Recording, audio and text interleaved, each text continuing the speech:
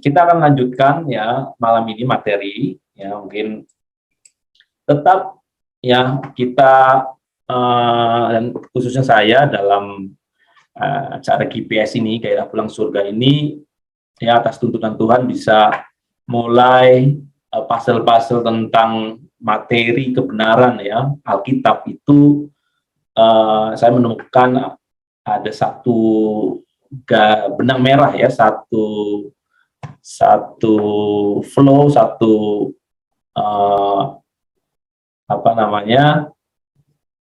pengertian ya yang utuh mulai dilengkapi gitu ya. Dari setiap pembicara kita akan menemukan puzzle demi puzzle, sehingga pengetahuan kita, pengertian kita tentang keselamatan yang diberikan Tuhan dan bagaimana kita menjalaninya sampai kita nanti memperolehnya secara utuh itu mulai lengkap ya.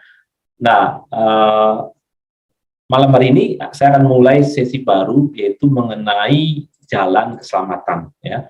Nah, jalan keselamatan ini Bapak Ibu, ini adalah sebenarnya secara summary ya, secara kesimpulannya itu sudah kemarin dipelajari dalam satu diagram ya, diagram besar.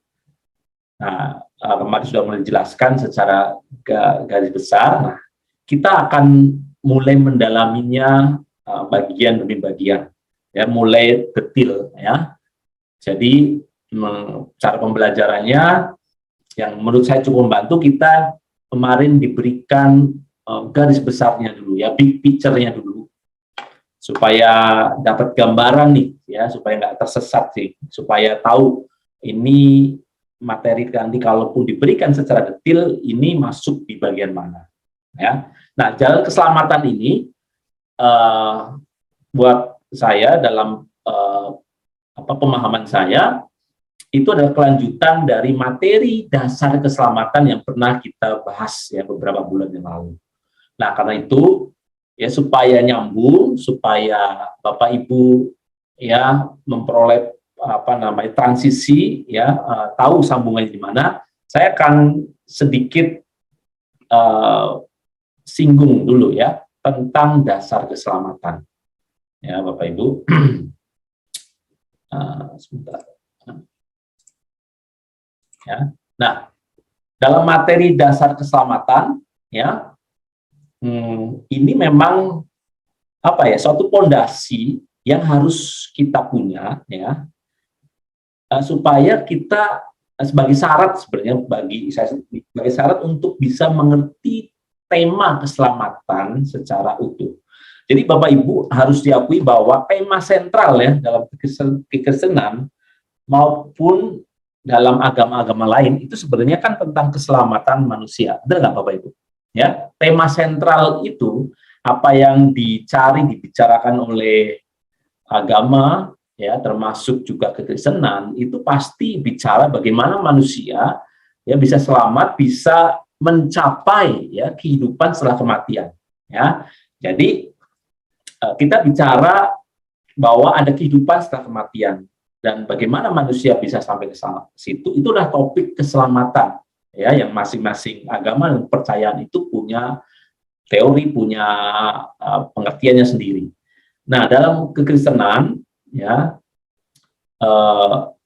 yang saya pahami ya, kita harus punya dasar ya kebenaran minimal ada 3 ya, yang itu akan memandu kita untuk mengerti keselamatan ya, pengertian keselamatan secara utuh ya.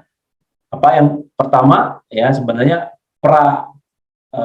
materi adalah tentang pengertian keselamatan itu sendiri ya. Dari perjanjian lama dan perjanjian baru itu sudah kita bahas ya, bahwa penting sekali untuk melihat pengertian keselamatan ya untuk masing-masing masa dari perjanjian lama dan perjanjian baru ya.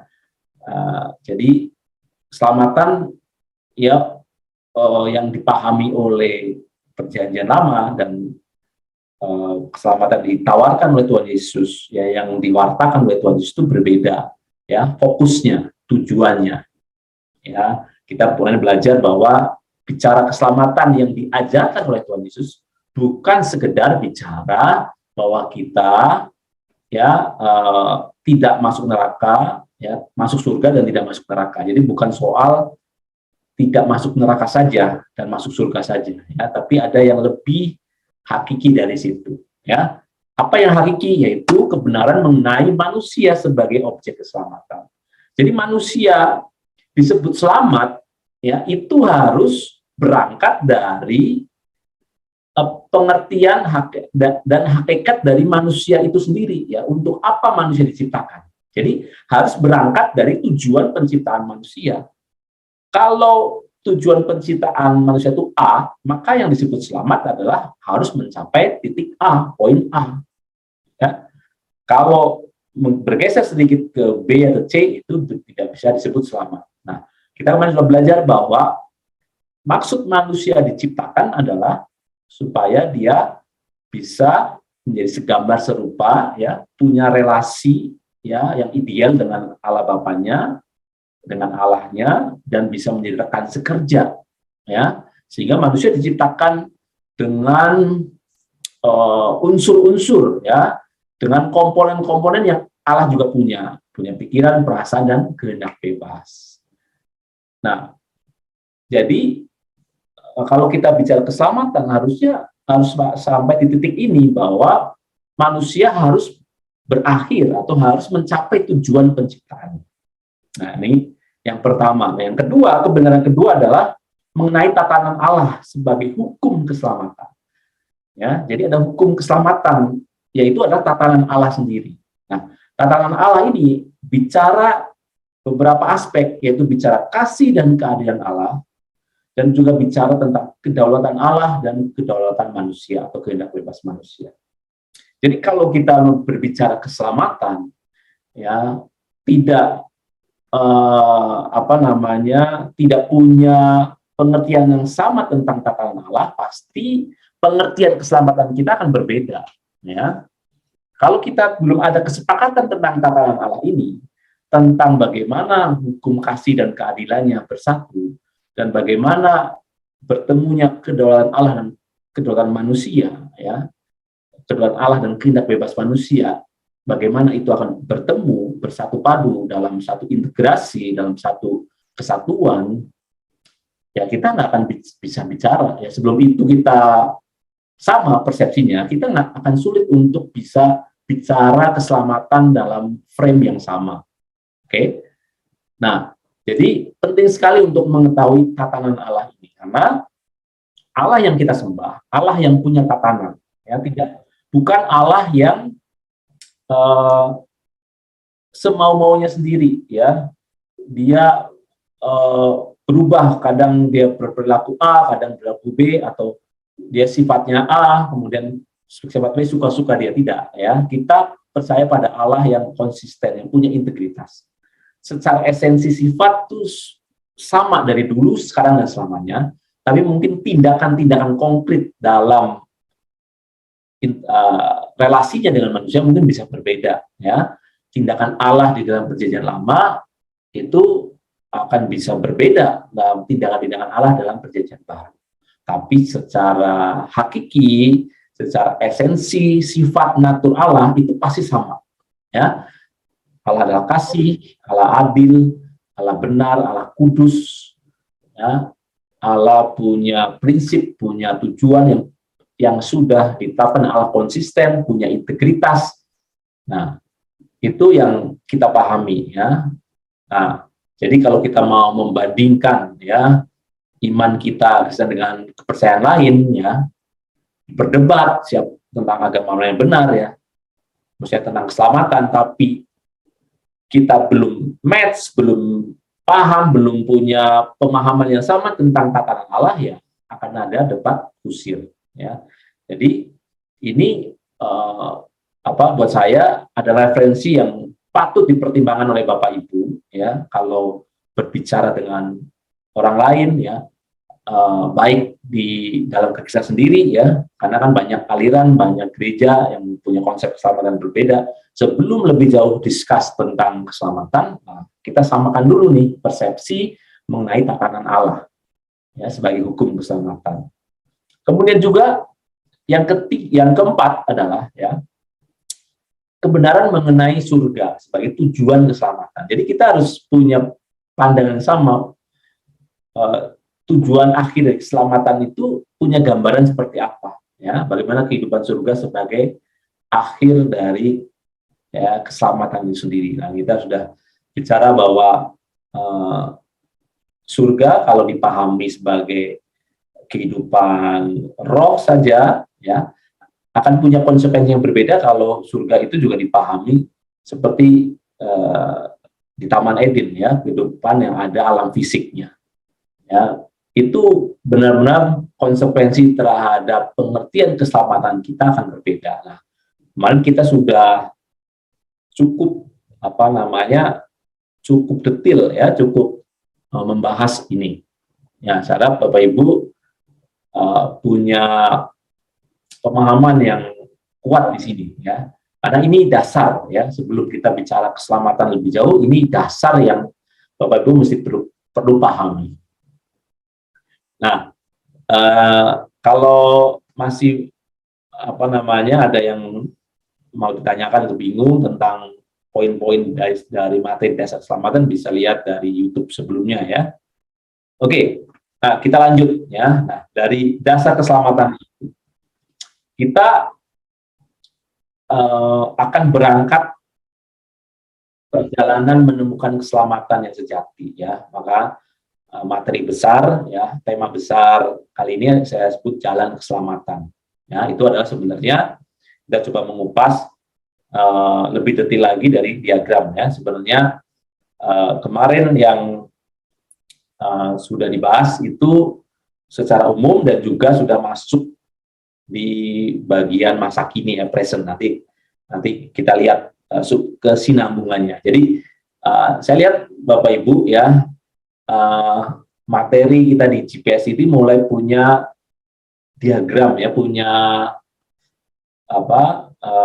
gambar besarnya, ya, big picture-nya, tema besarnya seperti apa, dan mulai berkorelasi satu sama lain, sehingga kalau kita belajar itu seperti air akan menyapu semua, ya. Nanti hal-hal yang kecil-kecil akan Bapak Ibu pahami, ya. Yang penting poin-poin besarnya kalau Bapak Ibu pahami itu akan membantu sekali, ya.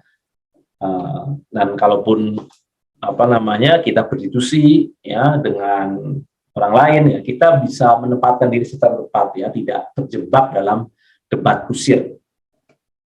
Oke, ya, kita mulai, ya. Nah, kali ini dalam jalan keselamatan ini, ya, seringkali Bapak Ibu saya temukan, dan mungkin Bapak Ibu juga temukan, ya, perdebatan utama, ya, yang kesimpang siuran utama dalam hal keselamatan itu adalah soal kasih karunia dan iman, ya. Pengertian kasih karunia dan pengertian iman.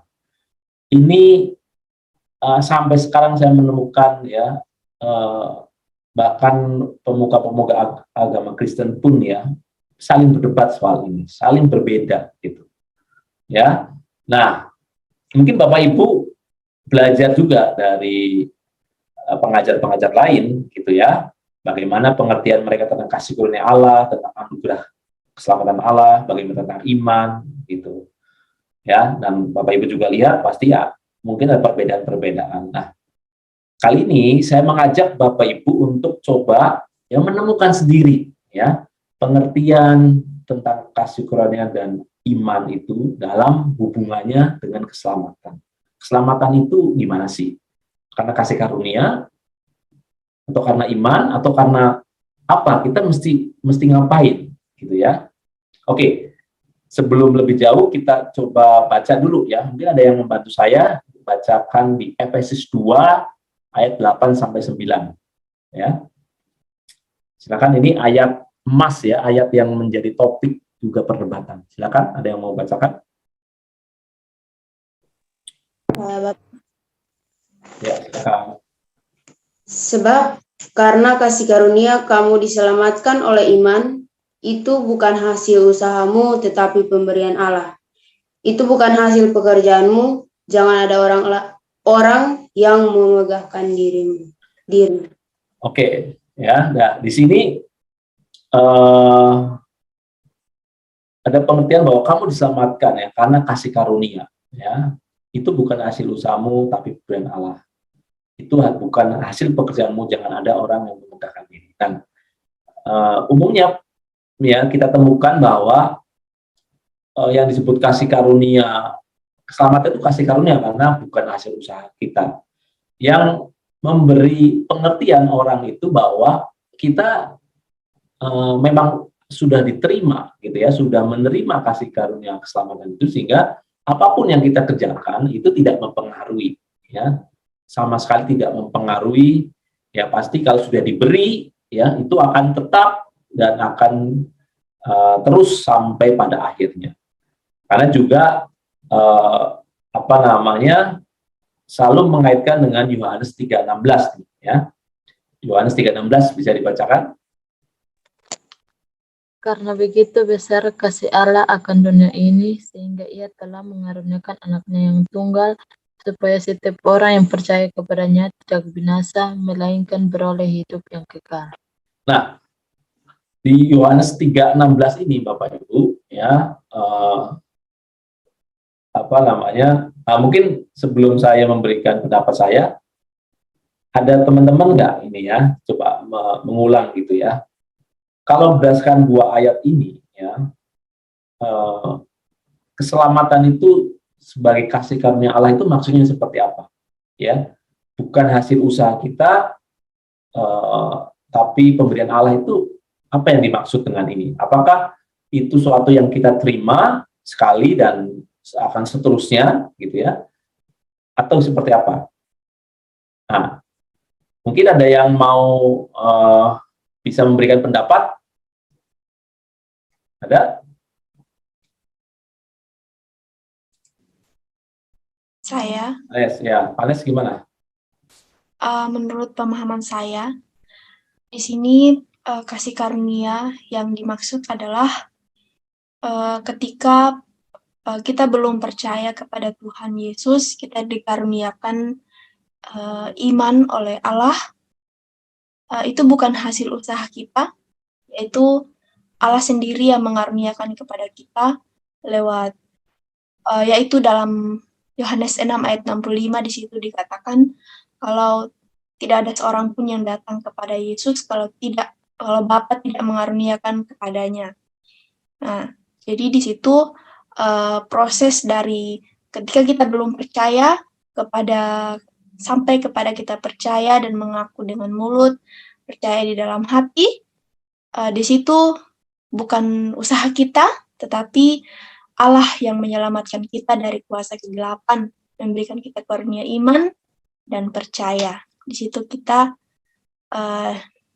percaya kepada Yesus dan masuk ke dalam kerajaan Kristus. Terima kasih. Oke, jadi Panes, saya simpulkan bahwa kasih karunia yang dimaksud di sini adalah saat kita bisa mengaku Yesus sebagai Tuhan dan Selamat, gitu ya? Ya, betul. Nah, Ya, berarti kasih karunia Allah ini adalah hanya bagi orang Kristen. Kalau yang bukan orang Kristen atau yang tidak percaya Yesus, apakah dia mendapat kasih karunia Allah?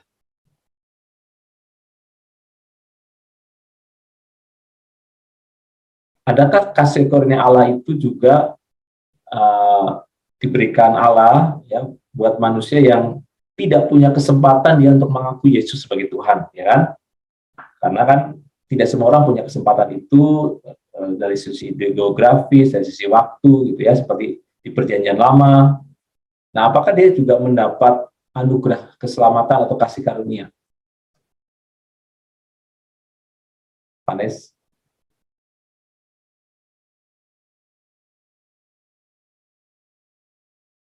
iya, ada.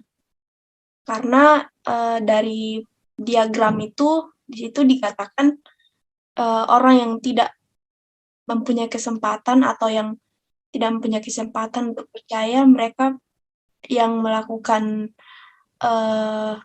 perbuatan-perbuatan baik itu masih ada kesempatan untuk masuk dalam langit baru bumi baru. Jadi karunia bagi mereka itu adalah eh, keselamatan yang menurut di situ dikatakan waktu itu perbuatannya itu menjadi hukum Taurat pribadinya begitu. Jadi dia dikaruniakan ada perbuatan-perbuatannya baiknya itu disebut hukum Tauratnya sendiri. Oke, ya. Sudah mulai menjawab ya. Nah, ini saya lihat ada yang menjawab yang lain? Ya, dan bisa dikaitkan dengan iman, di mana posisi iman dalam keselamatan itu sendiri. Ya. Oke, nggak apa-apa kalau masih agak ada yang miss, ada apa, dan kan kita yang bukan pendeta ya, para pendeta juga masih banyak yang miss soal ini. Nggak masalah. Ada yang lain yang mau mengungkapkan pendapat selain Vanes?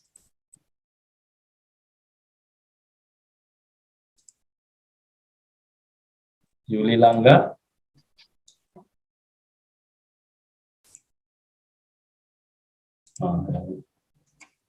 Kita 20 sesi loh, leaders. Atau leaders deh. Nah, ini jangan sampai leadersnya ada yang miss ya. Ini sudah cukup lama kita bahas ini ya.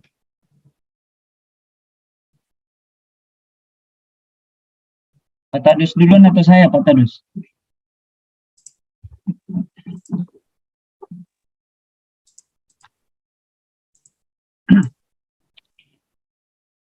Oke, ya supaya kalian cek ombak juga nih, cek supaya teman-teman di mana nih posisinya nih ya.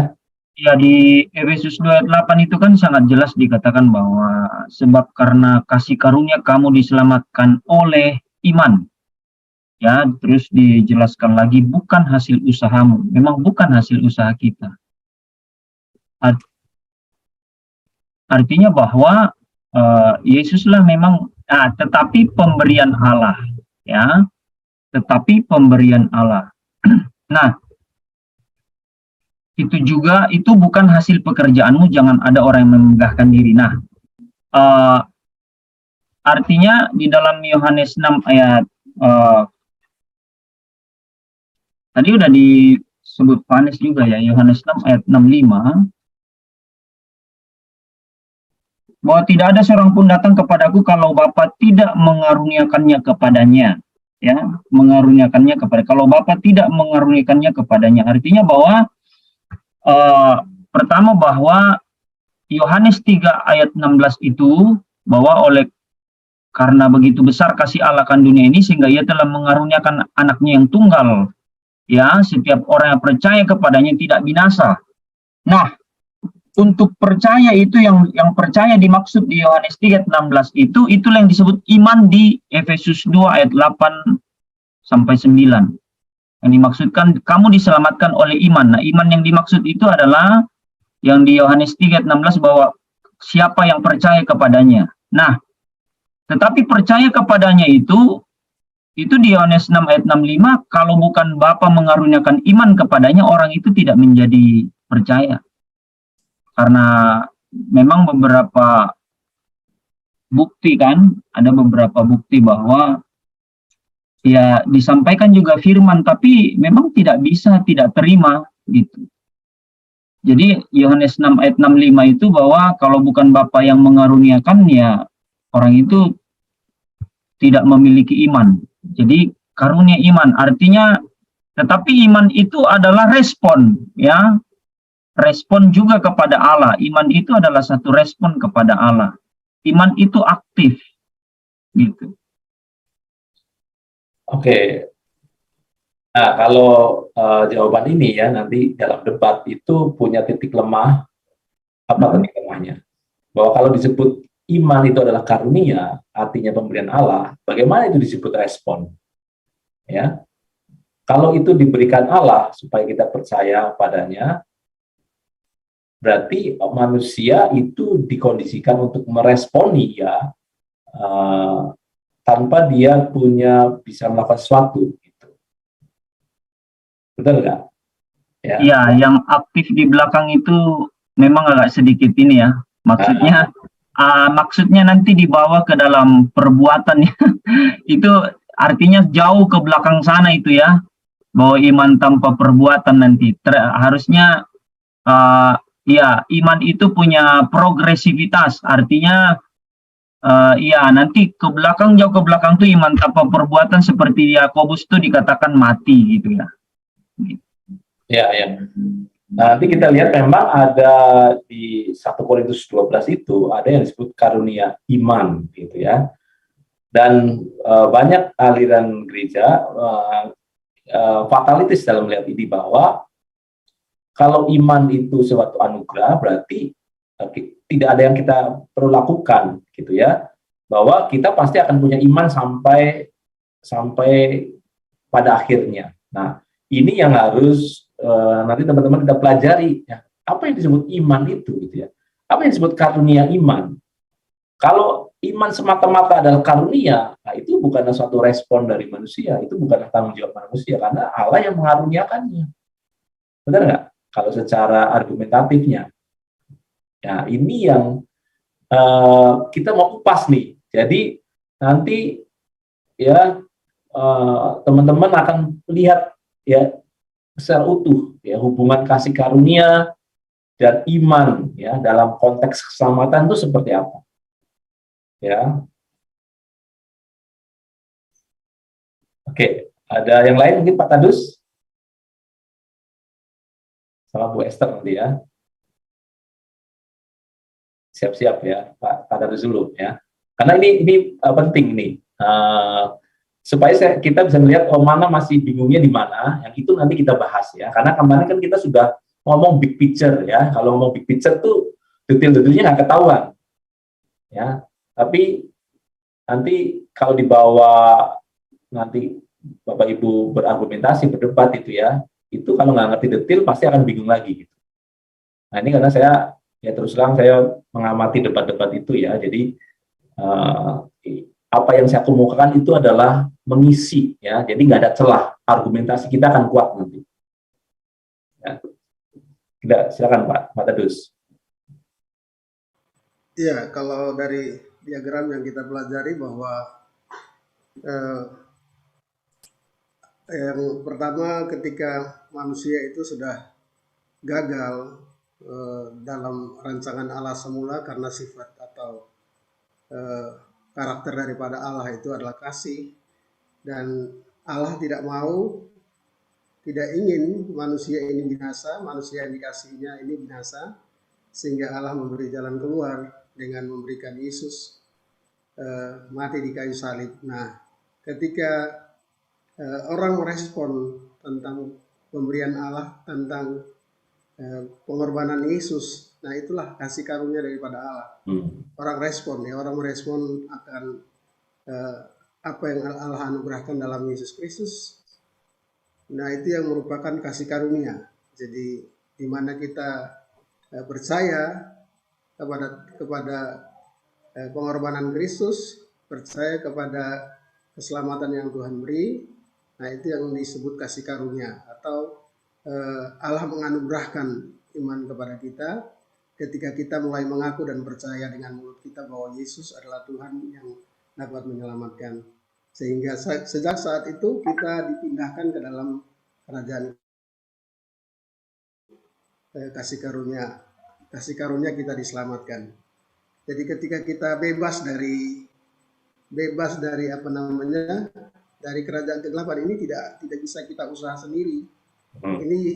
Ini adalah usaha Allah untuk menyelamatkan kita lewat Kristus, di mana kita dilepaskan atau dibebaskan dari belenggu kuasa kerajaan angkasa atau kerajaan kegelapan atau kuasa maut ini. Nah, ini yang merupakan anugerah atau kasih karunia. Ini tidak bisa kita usaha sendiri di sini posisinya.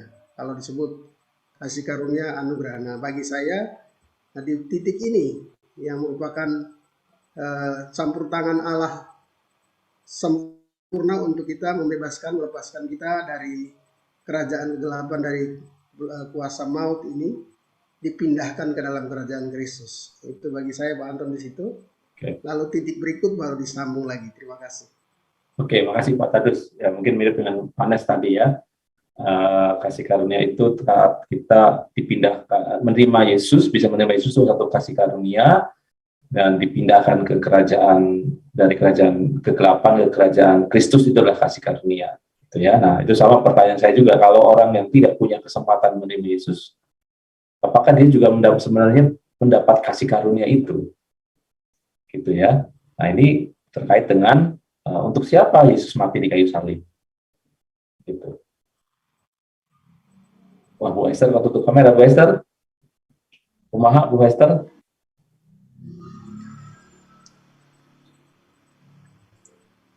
Ya, kalau di jalur bawah ini juga sudah kita bahas bahwa yang punya kesempatan mendengar kan ada 3 kondisi ya.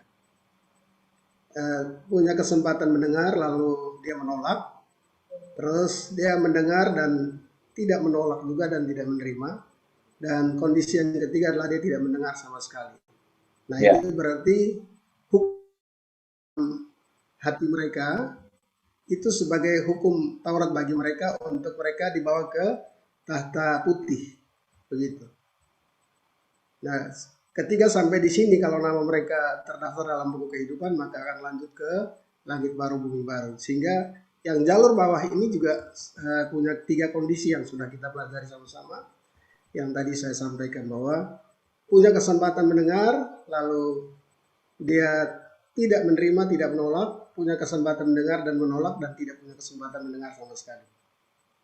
Terima kasih, itu sambungannya. Oke. Oke, terima kasih Pak Tadus. Ya. Ada yang lain? Yang mau coba menjawab?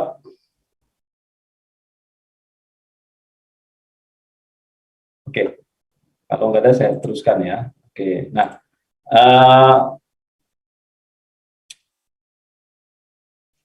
tadi yang sama sekali belum disinggung adalah kasih karunia. Di Allah mengaruniakan anaknya, ya. Kasih karunia Allah ada karena jelas di Yohanes 3:16 itu, apa kasih karunia Allah itu? Ia mengaruniakan anaknya yang tunggal, ya, supaya setiap orang yang percaya kepadanya tidak binasa, melainkan beroleh hidup yang kekal.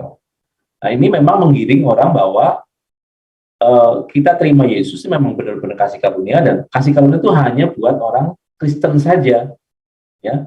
Karena kan yang percaya kepadanya itu kan pasti orang Kristen. Nah, kalau orang bukan Kristen itu memang nggak ada kasih karunia Allah buat dia. Benar nggak logikanya begitu? Ya, setuju Pak Anton. Ini yang harus dijelaskan benar-benar bahwa sebab karena kasih karunia kamu diselamatkan. Kasih karunia yang dimaksud itu Yohanes 3:16 bahwa anaknya yang dikaruniakan. Tetapi disambung oleh iman. Iman ini kan percaya, ini Efesus 8:9, Pak. Betul. Terima kasih, Pak. Ya. Nah, ini yang sering kita membahas secara garis besar itu sepintas gitu ya. Padahal sebenarnya ada detil pengertian yang mungkin kita masih bingung, benar nggak? Ya. Jadi Yohanes 3:16 itu akan bisa memang menggiring orang bahwa kasih karunia Allah itu hanya buat orang Kristen, orang-orang yang percaya pada Yesus saja. Orang yang nggak punya kesempatan percaya pada Yesus, ya, walaupun dia tidak sengaja, ya, karena kondisi itu jauh dan sebagainya, dia tidak dapat kasih karunia itu. Sehingga apa? Ya, dia akan binasa. Ini yang benar nggak kalau dibaca seperti ini, ya? Jadi ini akan menggiring apa? Bahwa orang yang tidak percaya Yesus atau orang yang sekalipun dia orang baik tapi tidak punya kesempatan, ya. Bayangkan orang-orang di Perjanjian Lama atau orang-orang di Perjanjian Baru yang memang secara akses geografis tidak punya kesempatan mendengar Injil, ya pasti akan binasa. Benar nggak? Nah, ini kan berbeda dengan yang di sini, karena orang yang tidak mendengar Yesus pun ternyata ada kesempatan tidak langsung pasti binasa gitu. Yang jalur ini tadi, ya. Nah, apakah yang jalur ini kan ini nggak percaya Yesus, ya, dia tidak kenal Yesus, tidak menerima Yesus sebagai Tuhan dan Juru Selamat. Nah, apakah dia mendapat kasih karunia juga sebenarnya?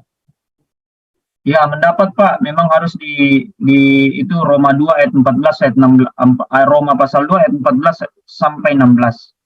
Jadi mereka yang belum mengenal Kristus di sana, ya mereka yang dikatakan di Roma 2 ayat 14 sampai Roma pasal 2 ayat 14 sampai 16 kan, apabila bangsa-bangsa lain yang tidak memiliki hukum Taurat, waktu perjanjian lama kan hukum Taurat ya, jadi belum ada Kristus di sana.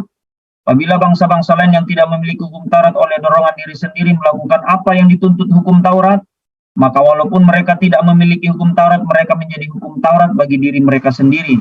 Sebab dengan itu mereka menunjukkan bahwa isi hukum Taurat ada tertulis di dalam hati mereka, dan suara hati mereka turut bersaksi, dan pikiran mereka saling menuduh atau saling membela. Hal itu akan nampak pada hari bila mana Allah sesuai dengan Injil yang kuberitakan akan menghakimi segala sesuatu yang tersembunyi dalam hati manusia oleh Kristus Yesus. Coba.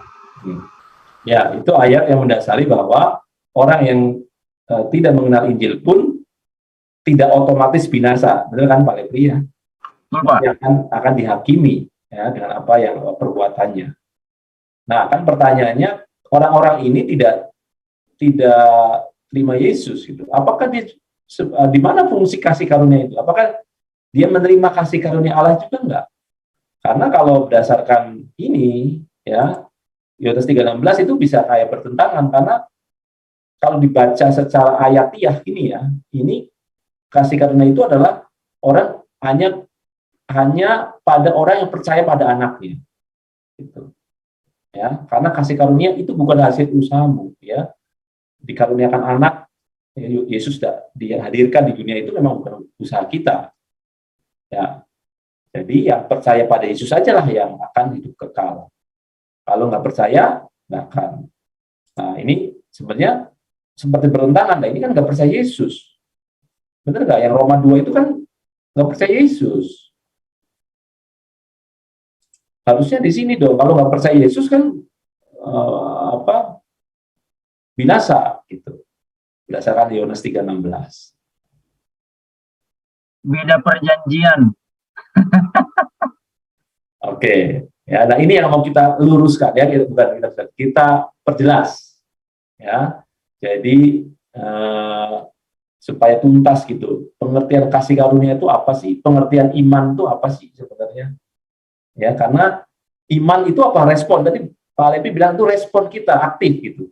Tapi ada karunia iman. Namanya karunia itu prerogatif Allah gitu. Kita nggak punya andil namanya karunia. Sama seperti karunia kesembuhan, karunia bahasa roh, kita nggak ada respon yang harus kita lakukan untuk menerima itu. Oke ya. Nah itu pertanyaan-pertanyaan yang nanti boleh Bapak Ibu renungkan ya, supaya nancep lagi, supaya sebenarnya kebingungan-kebingungan kecil ini tuh bisa dituntaskan gitu ya. Oke, nah Bapak Ibu, jadi dalam tema besar jalan keselamatan itu kita membagi ada 3 fase ya, atau 3 dimensi lah ya, 3 tahapan. Ada dimensi masa lalu ya, ada dimensi masa kini, ada dimensi masa depan. Ini dulu ya. Masa lalu itu berakhir di mana? Berakhir di penebusan Kristus. Saat Yesus setelah menebus kita, mati di kayu salib dan bangkit, nah itulah mulai bergerak masa kini dalam konteks keselamatan, ya. Tapi masa kini dalam hidup saya adalah saat kita mulai menerima Yesus sebagai Tuhan. Ya, itu masa kini kita, individu. Tapi dalam masa manusia secara umum, yang disebut masa kini, keselamatan adalah mulai masa waktu di mana Yesus sudah bangkit. Ya, sudah bangkit. Mati dan bangkit. Nah, yang disebut masa depan adalah saat nanti Tuhan Yesus datang kedua kalinya. Nah, itulah mulai masa depan dalam kekekalan. Ya. Oke, jadi yang ini makanya disebut jalan keselamatan, karena kita harus ada titik awalnya dan mulai berjalan gitu ya.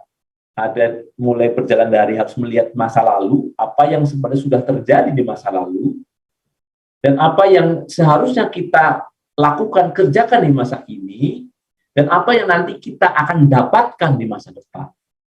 Dalam konteks keselamatan itu, bagaimana jalan keselamatan di masa lalu? Apa yang harus kita lakukan dengan keselamatan di masa kini? Apa yang akan kita peroleh dari keselamatan itu di masa depan? Nah, dan diagram ini cukup menggambarkan gitu ya, peta pengertian keselamatan secara utuh menurut saya. Nah, ya kalau disimpelkan seperti ini, Bapak Ibu, ada dimensi masa lalu, ya, ada dimensi masa kini, ada dimensi masa depan.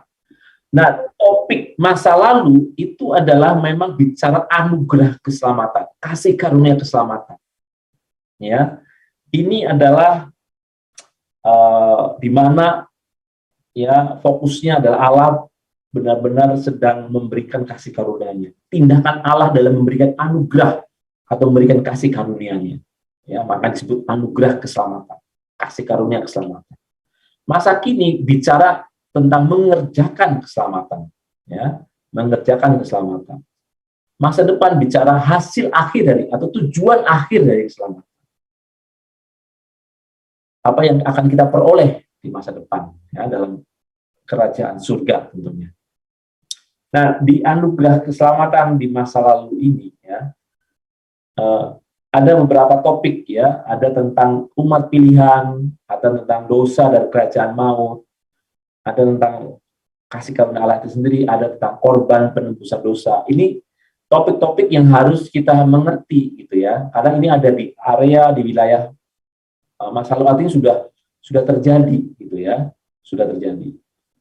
Dan di masa kini ya, yang kemarin Bapak Ibu bahas ya, berjilid-jilid gitu tentang hidup dalam roh, tentang baptisan Roh Kudus ya, dipimpin oleh Roh Kudus, itu adalah sedang bicara dimensi masa kini, yaitu bagian dari mengerjakan keselamatan.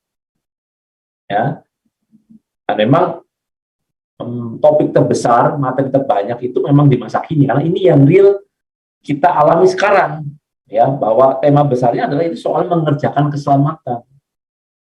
Ya.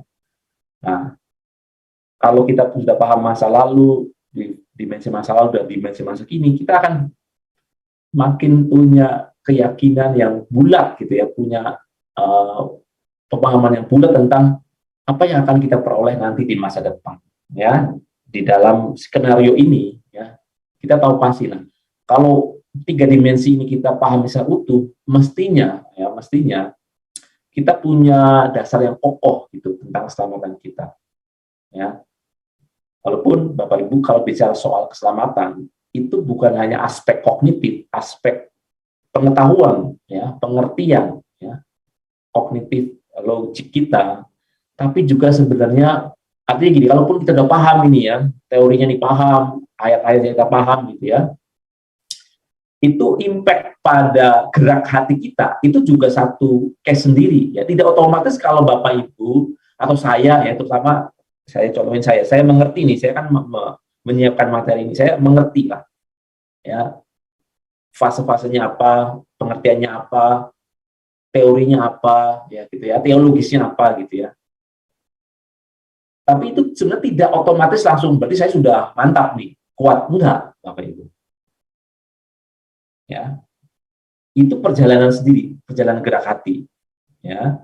Jadi, tapi kalau pengertian kognitif kita, pengetahuan kita minim terhadap fase-fase keselamatan ini, ya sulit untuk bisa mendapatkan hati yang bold, hati yang firm, hati yang bulat, yang tidak tergoncangkan oleh apapun. Sulit sekali menurut saya ya, kalau logik kita nggak dipenuhi gitu ya, kognitif kita atau pengetahuan kita nggak punya pengetahuan sama sekali itu. Ya, kebenaran itu nggak masuk ya secara utuh. Sulit sekali untuk kita punya hati yang seperti Kristus, punya roh ya yang seirama dengan Kristus yang valid gitu loh, yang punya hati yang tidak tergoncangkan oleh apapun juga. Sulit. Ya, jadi mau nggak mau memang harus punya kebenaran, pengetahuan kebenaran itu harus. Tapi kalau sudah punya pengetahuan kebenaran, masih ada jernih lagi, yaitu dipimpin oleh roh itu, ya, satu perjalanan roh bersama Roh Kudus, supaya roh kita bisa seirama, bisa punya gairah, punya apa namanya, nuansa seperti Kristus, seperti Roh Allah sendiri. Ya, nah tapi paling enggak ya itu yang bisa bagian kita gitu ya. Jadi mutlak menurut saya kita untuk memahami kebenaran ini. Oke. Nah, saya akan mulai di masa lalu ya. Di bagian masa lalu ini kita coba akan detilkan. Ya, kita akan coba detilkan. Nah, ini ya. Ini fase-fase yang saya coba gambarkan. Ada 7 fase dalam jalan keselamatan di masa lalu ya. Bapak Ibu ya, harus kita akui bahwa sejak dunia dijadikan ya, sejak sebelum dunia dijadikan ya, saat manusia belum ada ya, bahkan mungkin saat bumi belum ada gitu ya, dalam kekekalannya ya, Allah itu sudah punya rancangan ya, punya desain, punya rancangan umat pilihan ya.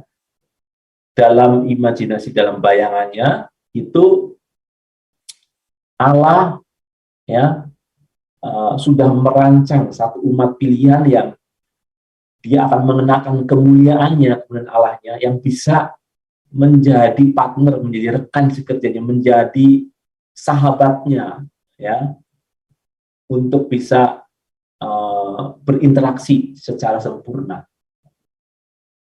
Jadi di Efesus 1:4-5 ini bicara bahwa umat pilihan itu memang sudah ada dalam pikiran Allah, bahkan dipilih sebelum dunia dijadikan. Nah, kita kan sudah bahas bahwa ini bukan bicara soal individu per individu ya, tapi suatu komunitas, suatu umat, satu umat gitu ya, yang Allah akan proyeksikan untuk dia mendapat satu kemuliaan bersamanya. Ya, punya kualitas karakter yang punya standar tertentu, sehingga dengan standar ini Allah bisa berinteraksi secara sempurna dengan manusia. Karena apa? Karena ada komponen-komponen Allah yang ada juga pada manusia.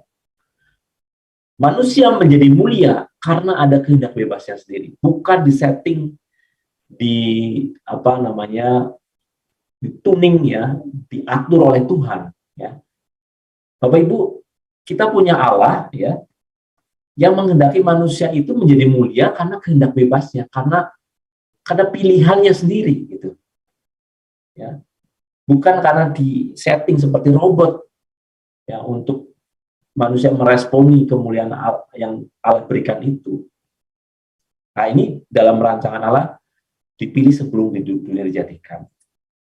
Di Roma 8:29-30 juga secara inti gitu ya, bahwa dari semula memang ada suatu umat pilihan yang akan ditentukan. Apa yang ditentukan? Yaitu targetnya ditentukan untuk dari semula itu harus serupa Kristus.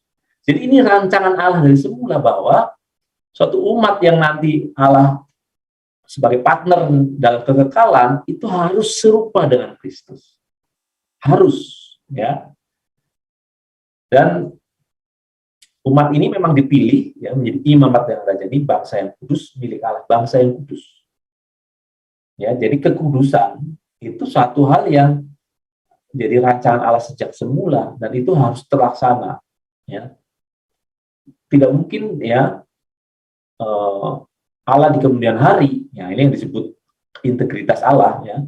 Allah mau di awal punya umat pilihan yang benar-benar kudus, yang punya pikiran yang seirama dengan dia gitu ya. Terus kemudian karena perjalanan waktu ada kegagalan, waduh manusia jatuh dalam dosanya, udah diturunkan standarnya. Enggak, Bapak Ibu ya. Kita lihat nanti ya, waktu saya membuat materi ini juga kita lihat bahwa betapa persistent-nya atau betapa apa namanya ya, Allah yang punya kuasa kedaulatan itu sendiri ya, melihat ada kegagalan Adam ya, manusia pertama itu dalam meresponi ya, keselamatan, yang meresponi karunia-Nya dia ya, itu tidak langsung udah kita reset ulang atau dimaklumi gitu ya, tapi dia tetap konsisten dalam rancangan awal bahwa harus ada penyelamatan terhadap manusia yang jatuh. Karena apa? Rancangan awal adalah umat pilihan yang mengenal dia. Kalau dibiarkan ya, ini akan binasa, atau Tuhan membuat ulang manusia. Enggak, ternyata ya, bisa aja kan waktu Adam jatuh dalam dosa, udah Adam dibinasakan, Allah membuat manusia baru. Ternyata ya, Alkitab tidak seperti itu. Nah, itu menunjukkan bahwa Allah kita Allah yang punya integritas. Begitu berkata A, ya, punya prinsip A, akan terus eksis, punya eksistensi, ya, akan seperti itu. Jadi di bagian A1 ini, Bapak Ibu, dalam kekekalan, ya, sudah merancang suatu umat yang kudus, yang tidak bercacat celah, tidak bercela dan tidak bercacat. Ya, di Kolose 1, 21, 22 itu memang Allah sudah memproyeksikan, mengimajinasikan, ya, memutuskan bahwa akan ada umat yang kudus, yang tidak bercela, yang tidak bercacat. Nah, karena itulah sebenarnya Bapak Ibu, ya, Allah menciptakan Adam dan Hawa ya, di Taman Eden itu dengan proyeksi seperti ini. Ya. Nah, apakah waktu Adam dan Hawa ya ada di dalam kehidupan Taman Eden, dia apakah otomatis sudah mencapai kemuliaan Allah itu? Ya, mencapai artinya mencapai standar yang Tuhan mau gitu ya. Standar pikiran perasaan yang seirama dengan dia. Sudah mencapai belum waktu Adam ada di Taman Eden? Bapak Ibu. Sudah sampai belum? Murid-murid nih, Pak. Sudah sampai belum? Iya, sudah sampai kepada kemuliaan Allah belum? Artinya kemuliaan Allah di sini adalah standar yang Tuhan sudah tetapkan. Onsi yang Timira bisa jawab? Nah, ini materi dasar keselamatan tentang manusia kan, tujuan penciptaan manusia sebagai objek keselamatan. Nah, sudah mencapai ini belum? Ini artinya apa? Kemuliaan Allah ini adalah standar kesucian yang harus manusia capai, di mana manusia bisa berinteraksi secara penuh karena dia punya roh yang seirama dengan dia, dengan Allah.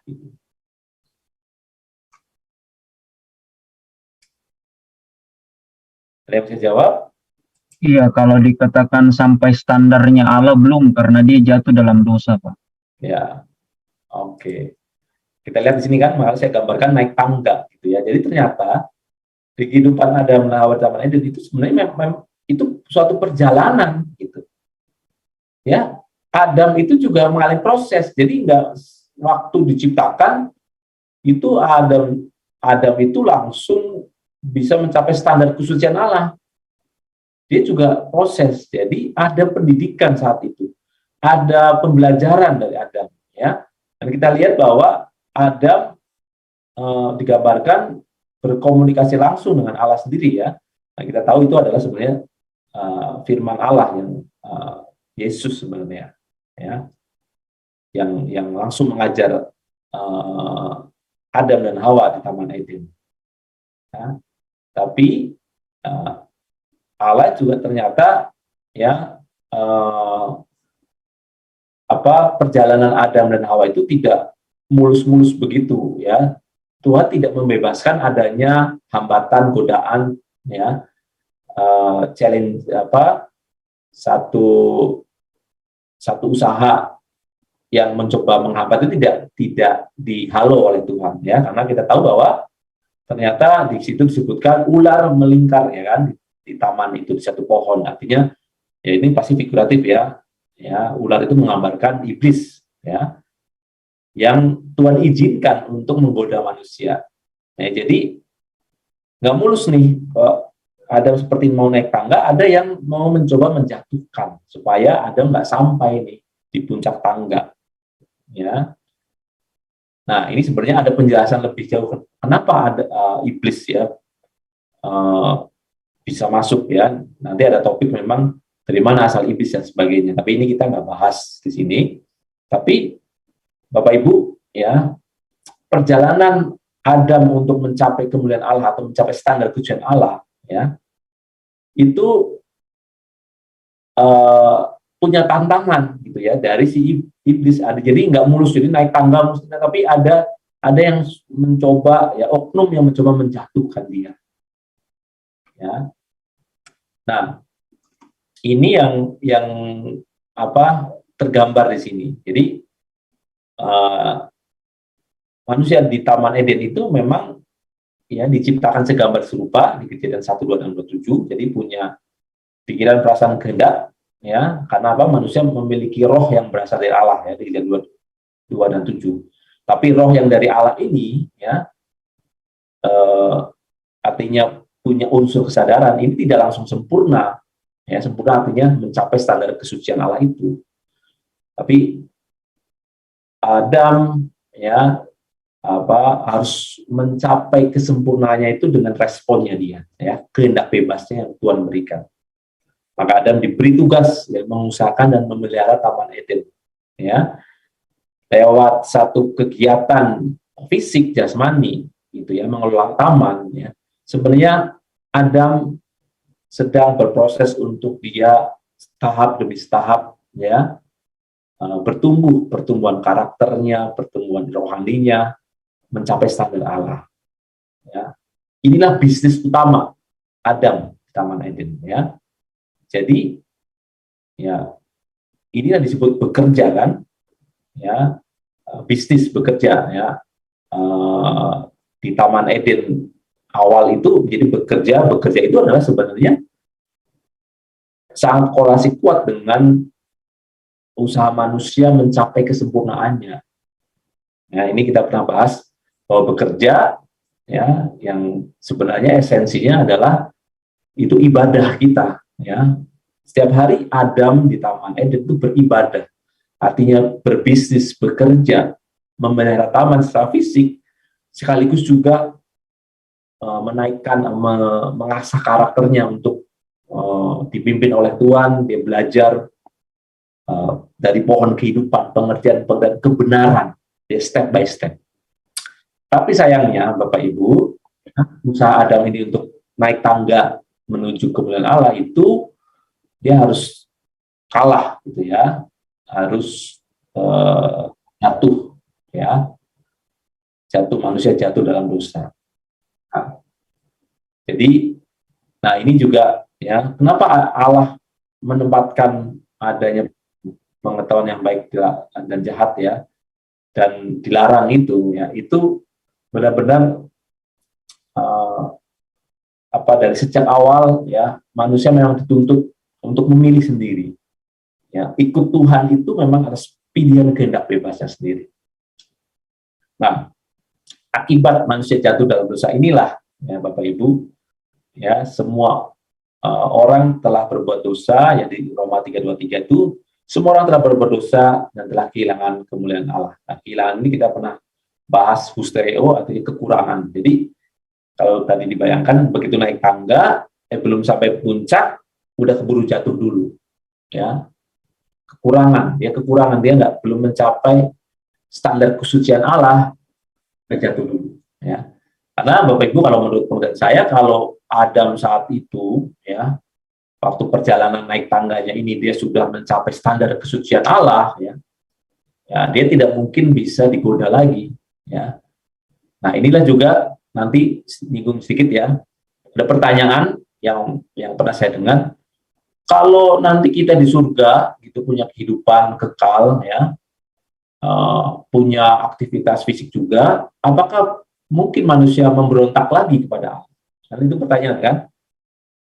Ya, dulu manusia bisa jatuh dalam dosa. Nah, waktu di surga, apakah manusia ya bisa dari dirinya sendiri muncul untuk memberontak kepada Allah?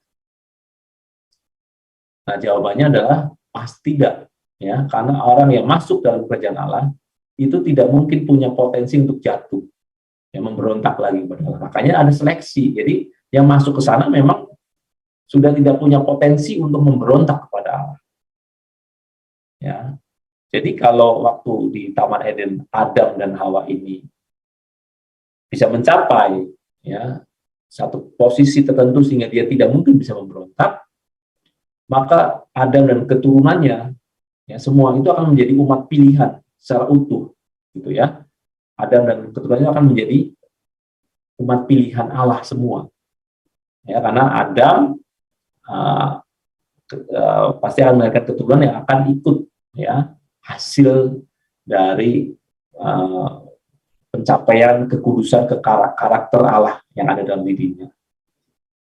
Nah, jadi Bapak Ibu, kita lihat ya, ini soal di masa lalu, ya, perjalanan bagaimana, ya, manusia pertama itu, ya, memang diproyeksikan Allah untuk bisa mencapai standar kesucian Allah, supaya bisa benar-benar berinteraksi secara penuh, ya, itu mengalami tantangan juga, yang akhirnya manusia di fase ketiga ini, di A3 ini jatuh dalam dosa. Karena memang jatuh dalam dosa ini, manusia bukan berasal dari diri sendiri otomatis, tapi ada bujukan, ya, dari iblis, ada faktor luar, ya, tapi tetap itu kesalahan manusia juga, karena hasil akhirnya, ya, kehendak bebasnya. Nah, manusia punya kehendak bebas, jadi tetap pilihannya dari tangan manusia, ya.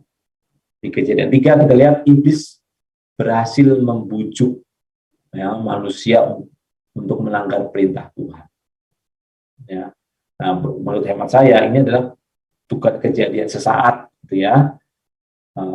Kalau bisa digambarkan secara figuratif, sebenarnya ada pohon kehidupan dan pohon pengetahuan yang baik dan jahat. Ya, ini bukan hanya tidak pasti ini hanya sekedar buah fisik, ya, tapi ini juga suatu figuratif menggambarkan bahwa manusia dalam perjalanan, ya, naik tangganya kepada standar kesucian Allah, dia harus banyak mengkonsumsi dari pohon kehidupan. Jadi selama naik tangga ini, manusia harus mengkonsumsi dari pohon kehidupan. Apa itu pohon kehidupan? Kebenaran-kebenaran yang berasal dari Allah. Nah, itulah pohon kehidupan yang buahnya harus kita konsumsi, kita makan, kita kenakan, yaitu kebenaran-kebenaran yang berasal dari Allah yang harus manusia mengerti. Ya, kebenaran-kebenaran ini juga sebenarnya termasuk juga pengetahuan baik dan jahat, tapi menurut versi Allah.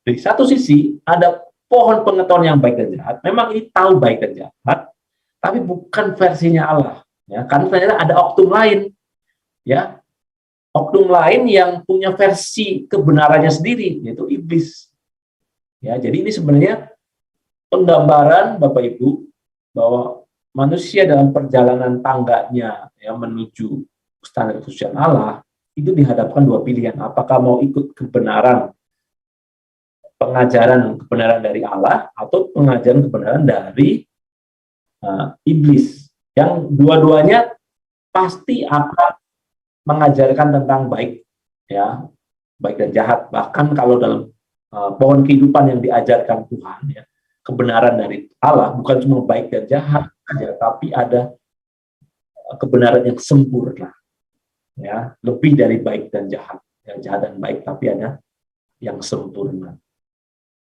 Nah, ini sudah kita bahas, ya, sudah pernah kita bahas sebelumnya.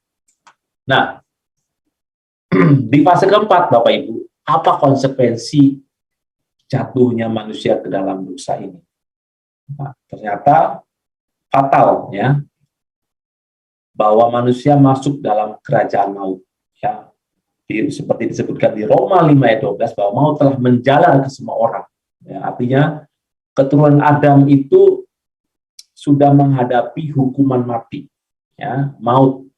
Matinya bukan hanya mati fisik, tapi juga kebinasaan kekal. Jadi konsekuensi dari dosa, Bapak Ibu, semua manusia, ya, semua manusia itu sedang meluncur ke dalam kebinasaan kekal. sedang meluncur. Belum sampai ke binasa kekal, tapi sedang meluncur. Ini kalau tidak ditahan, ya, tidak ada inisiatif Allah, tidak mungkin terhindar. Semua manusia, mau perilakunya sebaik apapun, Bapak Ibu, dia akan mengalami kebinasaan kekal. Ya, kenapa? Karena upah dosa adalah maut, ya. Roma 6 ayat 23, ya. Jadi seperti juga waktu Allah mengucapkan, ya, peringatannya, jangan kamu makan buah ini, buah pengetahuan yang baik jahat ini, karena kalau kamu memakannya kamu akan mati, ya, akan mati, ya, kamu akan terpisah dari Allah, ya, mati karena terpisah dari Allah. Jadi Bapak Ibu, saat Adam jatuh dalam dosa, semua keturunannya itu ada dalam cengkraman kerajaan maut. Ya. Dia akan meluncur kepada kebinasaan kekal kalau tidak dicegah oleh Allah sendiri. Nah, ini yang disebut Bapak Ibu, ya, sebenarnya anugerah itu, bahwa harus ada anugerah dari Allah atau inisiatif dari Allah, ya, untuk mencegah manusia itu nggak meluncur kepada kebinasaan kekal, ya, nggak meluncur ke sini. Harus ada yang mencegah. Nah, dalam konteks ini benarlah kalau disebut bahwa perbuatan baik sebaik apapun, ya, tidak akan pernah bisa menyelamatkan manusia itu meluncur kepada kebinasaan kekal. Kenapa? Manusia harus membayar dosanya, yaitu maut. Ya, manusia harus membayar dosanya, itu maut. Upah dosa adalah maut. Jadi kalau tidak ada tindakan Allah, ya, tidak ada penyelamatan dari Allah, manusia akan meluncur ke sini. Karena itu adalah sesuai dengan tatanan yang sudah Allah berikan. Ya, jadi iblis mendapatkan kekuasaannya juga itu karena tatanan Allah. Ya, jadi makanya iblis berusaha mati-matian menggoda manusia itu untuk jatuh dalam dosa, karena itu begitu manusia jatuh dalam dosa, dia bisa dibawa, ya, dalam kuasanya, kerajaannya, yang pada akhirnya nanti akan menuju kebinasaan yang bersama dia. Jadi iblis itu sedang menarik pengikut supaya ikut nasibnya yang sama. Nah, konsekuensinya apa, ya, saat ini? Berarti manusia itu akan mentaati penguasa-penguasa kerajaan angkasa. Jadi di Efesus 2 itu jelas bahwa memang ada penguasa kerajaan angkasa yang nggak kelihatan, gitu. Dan manusia cenderung mentaati itu, ya, karena ya sebelum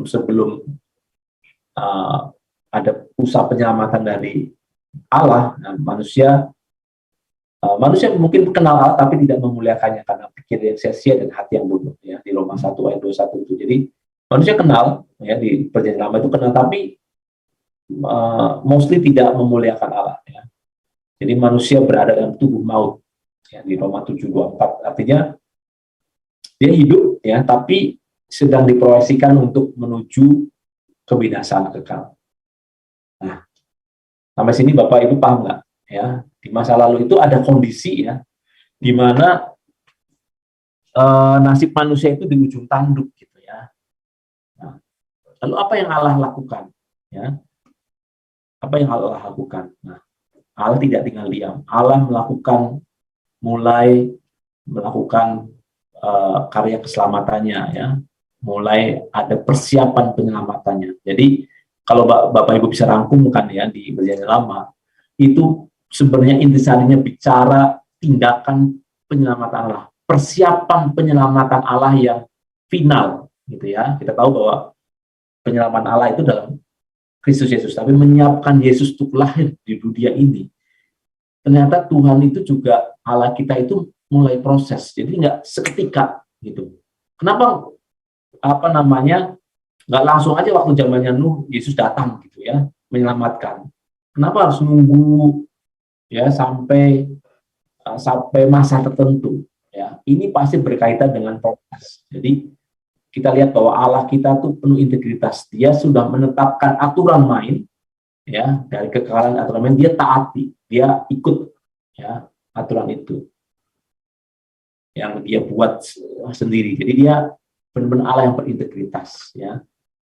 Sejak Allah memanggil Nuh ya, kemudian melahirkan Abraham, Ishak, Yakub, dan akhirnya Israel, itu adalah tindakan karya penyelamatan Allah ya, untuk sampai pada titik melahirkan Yesus yang sudah Allah nubuatkan, dialah yang akan meremukkan kepala umat. Nah, itu satu nubuatan bahwa kerajaan maut yang dikuasai Allah ini akan jebol, akan bisa dihancurkan ya oleh satu keturunan dari si wanita ini, yaitu Yesus Kristus ya. Jadi Bapak Ibu, saat manusia jatuh dalam dosa, dia dilingkupi ya dalam kerajaan iblis, dalam kerajaan maut yang menggiring dia kepada kebinasaan kekal ya. Allah tidak tinggal diam ya. Kita akan lihat ya bahwa di Perjanjian Lama itu kisah-kisah yang sebenarnya kalau dilihat dari kacamata keselamatan itu adalah tindakan-tindakan Allah dalam menyiapkan ya, menyiapkan kelahiran Yesus ya. Dan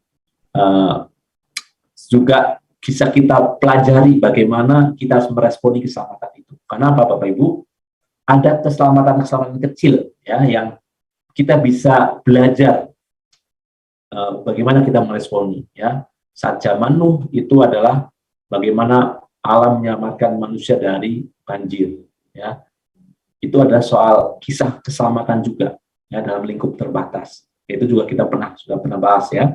Kemudian juga perjalanan umat Israel ya dari tanah Mesir untuk menjadi tanah Kanaan, itu juga kisah penyelamatan manusia, keselamatan manusia dalam lingkupnya. Kita pasti keselamatan kekal nanti punya hubungan, kita bisa belajar, punya kesamaan ya dengan kisah dari Nuh maupun kisah dari perjalanan Israel dari tanah Mesir kepada tanah Kanaan.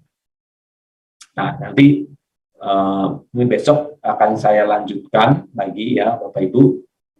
Ini fase-fase ini ya kalau dipahami kita akan bisa mengerti tentang ini ya, masa lalu ini ya. Karena kalau sudah paham di sini Bapak Ibu, enak nanti ngerti benar ya saat kita masuk di masa kini, saat kita mengerjakan keselamatan, nggak ada kebingungan lagi. Oke, kita sekian dulu dari saya ya. Nanti kita lanjutkan minggu depan, besok hari Minggu. Mari kita tutup dengan doa. Bapak, terima kasih atas apa yang Kau berikan.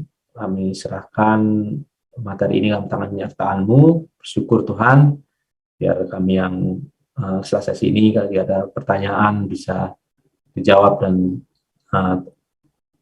rekan-rekan yang di sini antusias untuk menggali lagi kebenaran lebih dalam lagi. Yang kami serahkan Tuhan dalam nama Yesus, Tuhan kami percaya berkata, amin. Amin. Amin. Amin. Amin. Oke, ya, ada yang mau ditanyakan silakan. Kalau enggak, Saya yang bertanya. ya.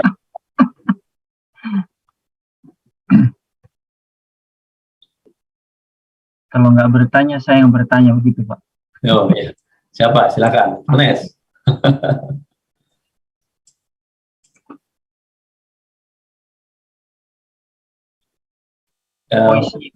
Mute. Enggak ada, Pak.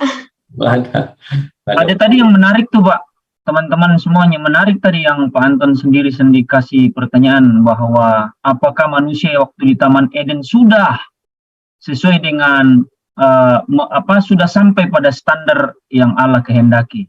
Wah, itu menarik.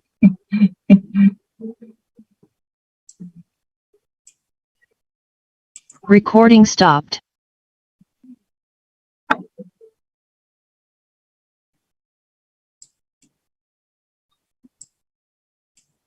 Silakan Anda mau tanyakan atau mau direnungkan dulu. Kau renungkan firman-Mu.